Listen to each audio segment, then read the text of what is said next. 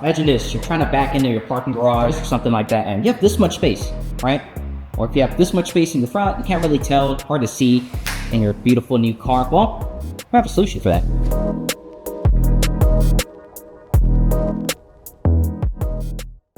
Alright guys, for today's front camera install, right here is where we're going to be mounting it. It has the flattest surface, the most surface area. The camera comes upside down, so you're going to want to reverse it. It's going to be done with 2 Phillips screws behind the camera. This orientation is meant to be reversed underneath so that you could hide the bracket and only the camera sticks out. It's supposed to be super clean on the install like this. But for cases like the Sienna, you have very limited room on the top, and this would provide the best surface area to mount the camera. Now please note, due to the bracket's size, it's going to poke out a little bit right here. So in an attempt to make it more clean and have the camera kind of go in a little bit more, we are going to make some adjustments to this bracket. We're probably going to cut off this little triangular piece and then have the adhesives kind of go on right here so that it can mount a lot cleaner. If you don't have a Dremel, or if you're not comfortable using a Dremel, there is a chance that you can hurt yourselves. Please use protective glasses. With most Dremel kits, they come with this barrier right here just to stop all the sparks from flying at your face. And last thing too, because this is a metal bracket, I do recommend holding it with some pliers or something. Eventually, if you're cutting and it's taking a little bit longer, the entire metal will heat up. You might burn your hand, you might drop it. If you drop it on the face of the camera, you could end up ruining the camera and you'd have to buy a new one. So keep that in mind. For these push tabs, you just want to make sure that you put these somewhere where you won't lose it. So when you take it out, this little hole right here, Eye of the Sahara, look at that, it all fits. One easy way for getting this adhesive right is after you're done with the Dremel, stick it onto the camera first. That way you have like an X-Acto or something to cut exactly along the lines of where you've adjusted. And as you're cutting, try to make sure you do not get the wire in. The last thing you want to do is cut the wire and have to buy a new camera. For the most part on this camera, you could kind of eyeball it. There's a line that comes right here, that crease mark. You could use that essentially to get the straightest line possible for this. You'll also notice for the BCAM13s, it's going to be slightly off to the left or the right because you do have this line that goes right here and this cord needs to feed through. So I did feed it a little bit slightly this way. We're just going to go straight up from where the camera is because that way when you look down on the camera, you won't see the wire. And then we'll go ahead and tie it to that. When you're zip tying it, especially since the wire's coming up and this is perpendicular like this and it's like a cross, wire comes up and the wires are here. Wherever you're zip tying it, make sure that the wire is kind of going this way. If you could see here, since you are planning to route towards the passenger side, if you route it the other way, then it's just going to have to loop back around. Right underneath here, once that goes through right here, there's this bar right here too. I'm going to go behind this just so that we don't have as much of the wire exposed as possible. We'll tie this to the headlight right here. We'll go underneath and behind this wire loom on the right side of the coolant reservoir and also underneath this bolt bracket that holds it together. All right, so right here, you want to plan this well. This is your high pressure valve. You want to make sure that you go behind the high pressure valve. And then once you meet your 2 hands underneath and you pull it, this cord will be behind the high pressure valve, or you could tie it again to this wire loom here. Depending on how clean you want your wiring, the more you use, obviously, the cleaner that you could get it, just so that none of the wires are kind of sticking out. And we'll go ahead and hug under this cable right here. Access the grommet that's in the corner right there, right next to the ABS. Right about straight to where this panel is right here is going to be the grommet location. So getting to that, once we're right here, there's going to be like this little fuse like box module. We're going to unscrew it with like a 8 or 10 millimeter, I believe, move it to the side so that we could access it straight and feed the wire through. Once we do that, we'll kind of route it upwards towards the screen for where Ben's going to install that module. Before we puncture through, actually, we're gonna have to remove this, we're gonna have to remove this, and the cover underneath the glove box. Those are the little markers of where the little release tabs are. I've always found the Sienna ones to be very annoying. If you could do it with your hand, good job. You have very strong fingers. You're just gonna grab your hand after you remove that side plastic panel piece. Run your hand up, kind of towards the side. If you go straight up, you're gonna feel the insulation kind of split. Go directly up from where that plastic panel piece is on the right side, and then you'll feel it right there. It feels like a really what is that, silly putty or whatever. And then when you press it, the very bottom or the very left, that's where we're gonna be piercing through. All right, and once that pops back in, we'll go ahead and feed that all the way through. Make sure that enough of the wire gets fed through. So grab about finger's length worth of tape. These two get married. Then to make sure they don't get separated, electric tape just to insulate it. I'm gonna tie one here and put the wire underneath so you can't see it. Then this goes underneath the ABS bracket.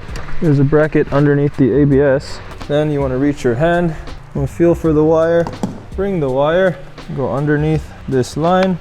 We'll tie it underneath here. You notice how I'm putting the wires towards the back of the wire loom, so then we zip tie it, none of the wires exposed.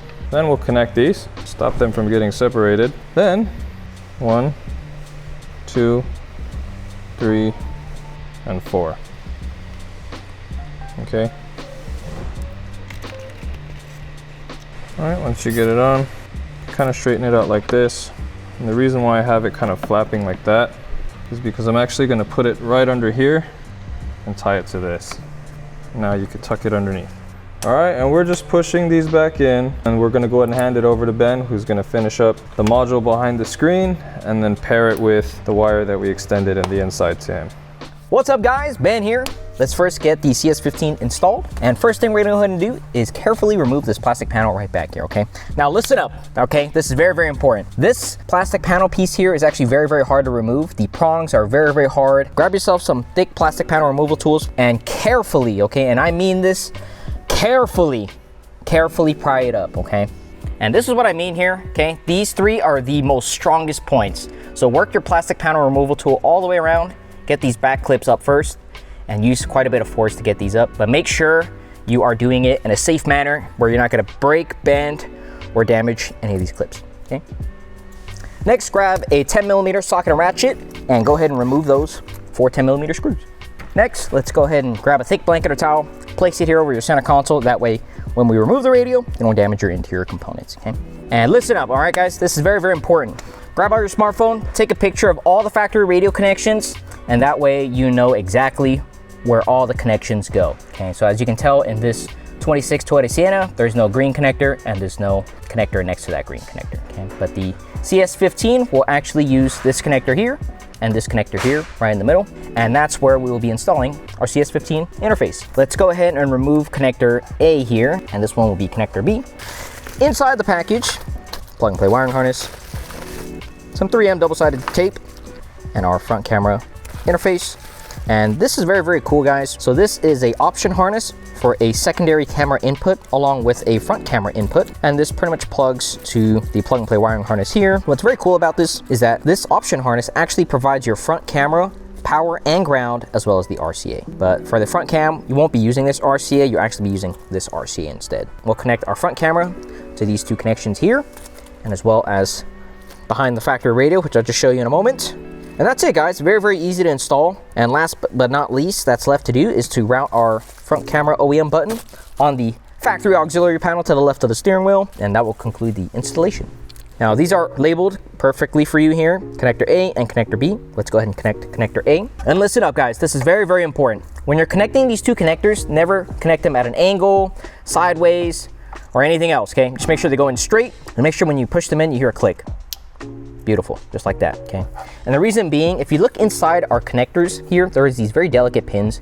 You wanna make sure these are straight, not bent, kinked, or damaged. So this is connector A here, goes into the factory slot here, and connector B will connect to connector B here, and then the male end will go into the radio. That's it. That's pretty much what the factory plug and play situation is like, and all that's left to do is to connect this to our module here, like so. All right, guys, so if you take a look here, this Sienna has some factory blank auxiliary switches here. We're gonna put it right here next to the automatic high beams, and that's where we'll be installing our front camera button. And in order to do that, let's go ahead and clear up some obstacles. So let's remove this. Next, we're gonna remove this panel here. There is a screw on the inside. Just go ahead and pull this out. It's being held in by clips. And next, let's go ahead and remove the under tray panel here. There's 1, 2, and 3 screws. Don't lose the screws, keep them in a safe place. All right, so there's one clip here, and there's another clip here. Let's push those in, and this plastic panel piece here should come out like so. And we're just gonna leave it hanging here just so I can get access underneath if I need to.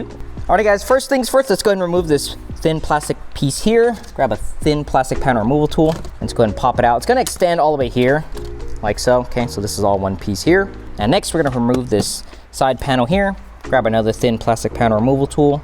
And heads up, guys, this is all one piece here, okay? Make sure you're being very, very careful. That way you don't bend anything. Next, let's go ahead and pull this panel down just straight out towards you, okay? It's just being held in by clips. You take a look, see here, there's this white connector here. I'm gonna go ahead and remove that. Even though there is a connector here, this is probably a factory option that this customer did not choose. So I'm just gonna go ahead and move it over here. And this is where our CS15 front camera button will go.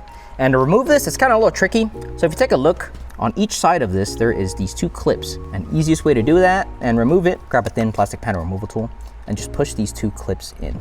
All right, and here are these 2 clips I'm referring to. It's this one here and this one here, okay? Listen up, folks. So there is a yellow and black wire here. This is mainly used for illumination and backlight on the front camera button. The customer opted out for it, so we're actually just gonna wrap it up with some electric tape. All right, guys, listen up, okay? Very, very important. Don't be stupid and, you know, unplug this here and then put in the front camera, right? That's not really efficient, right? So best way to do that, plug it back in and actually route the wire through, okay? So route the wire through first and then the button after, okay? Look at that, looks so OEM, you can't even tell. All right, guys, so I'm just gonna start routing the little end here all the way towards the factory radio. Listen up, folks, get yourself a cable tool. This is an advertisement for you guys to get this claw grabber tool, all right? It's from Amazon, it's like 10, 15, 20 bucks. It's magnetic, it's got a light. It probably doesn't work anymore, but the important part is we got claw tool, right? Let me show you guys how to use it. We're gonna start from the factory radio side and work this all the way down toward the driver's side footwell. Route it straight up towards the factory radio. All right, now that that's beautifully routed and down there is all cleaned up, let's go ahead and tidy this whole side back up. Make sure all the clips line up before you go ahead and give her a good old slap. And then we'll put this piece back on, mind where the clips are. That's it, guys. Camera button was very, very easy. Let's go ahead and tidy up the radio. With these, 3 different wires, 3 separate things. We just grab it right here. If you actually stick your head down there and look, there's gonna be some sunshine. You'll see a light. We're gonna go right here. We're gonna go up. It's coming right out there. And we'll let go. And there we have it, straight down. All right, so this is a lot of the excess wire. I am going to go, there's a motor fan here. This is gonna go around. There's gonna be another harness right there. I'm going to tidy this up like so. There are these 2 teeth at the end. Line this up. There's 3 holes right here. 1, 2, 3. All right, so we're just gonna extend this a little bit. This goes in, all right? And just grab it in the middle. Crimp down.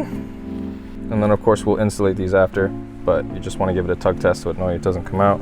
Grab this, then we'll clamp it down. There's a hole and you're gonna put this into the hole. Same thing for the black side. I'm gonna insulate these. We'll do the same for the positive side.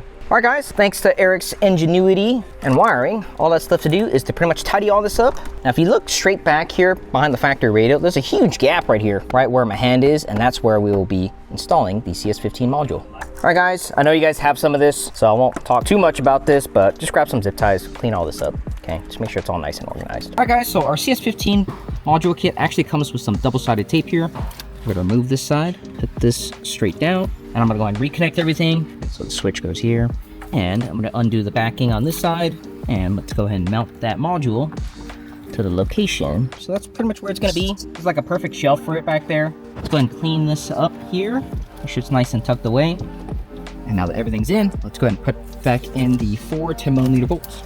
Let's go ahead and grab the plastic cowl back on and make sure, again, very carefully, put this back in. And remember that the 3 front clips are very, very strong and very hard. Okay. Make sure everything lines up and give it a good firm push. That's it, guys. Let's go ahead and clean everything up and show you guys how it works. Alrighty, guys, let's go ahead and put the vehicle in the ACC here.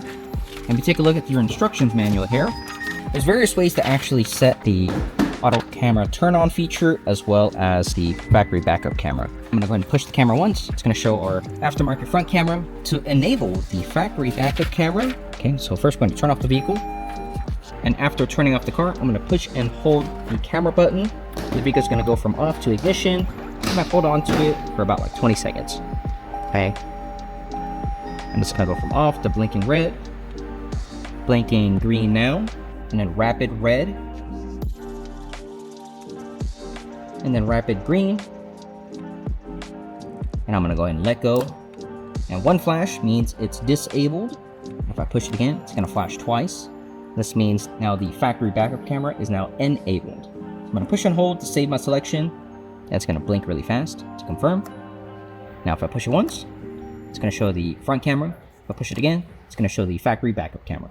And you can do this all while in motion as well. And that's it, guys. This was very, very easy to install, and it's such a minor thing to add on, and it solves a major inconvenience for you and your family. Glad we could help you out today. And if you guys have any questions about our product, the CS15 front camera interface, you guys check the product link in the description below. Leave a comment down below if you have a question. Happy to help. Hit the subscribe button if you guys haven't already. See you guys next time.